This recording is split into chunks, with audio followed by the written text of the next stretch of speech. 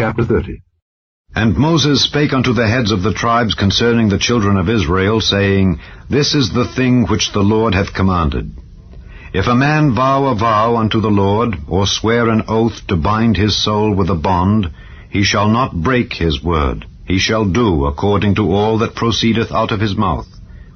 If a woman also vow a vow unto the Lord, and bind herself by a bond, being in her father's house in her youth, and her father hear her vow, and her bond wherewith she hath bound her soul, and her father shall hold his peace at her, then all her vows shall stand, and every bond wherewith she hath bound her soul shall stand.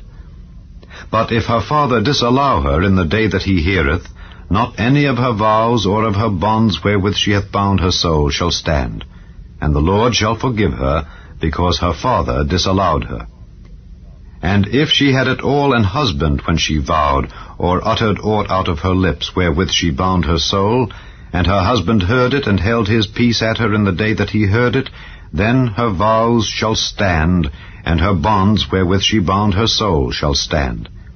But if her husband disallowed her on the day that he heard it, then he shall make her vow which she vowed, and that which she uttered with her lips, wherewith she bound her soul, of none effect, and the Lord shall forgive her.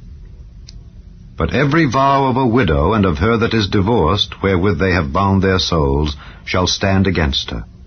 And if she vowed in her husband's house, or bound her soul by a bond with an oath, and her husband heard it, and held his peace at her, and disallowed her not, then all her vows shall stand, and every bond wherewith she bound her soul shall stand. But if her husband hath utterly made them void on the day he heard them, then whatsoever proceeded out of her lips concerning her vows, or concerning the bond of her soul, shall not stand. Her husband hath made them void, and the Lord shall forgive her.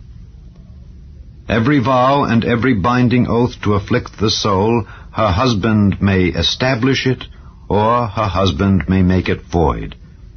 But if her husband altogether hold his peace at her from day to day, then he establisheth all her vows or all her bonds which are upon her. He confirmeth them, because he held his peace at her in the day that he heard them. But if he shall any ways make them void after that he hath heard them, then he shall bear her iniquity. These are the statutes which the Lord commanded Moses between a man and his wife, between the father and his daughter, being yet in her youth in her father's house.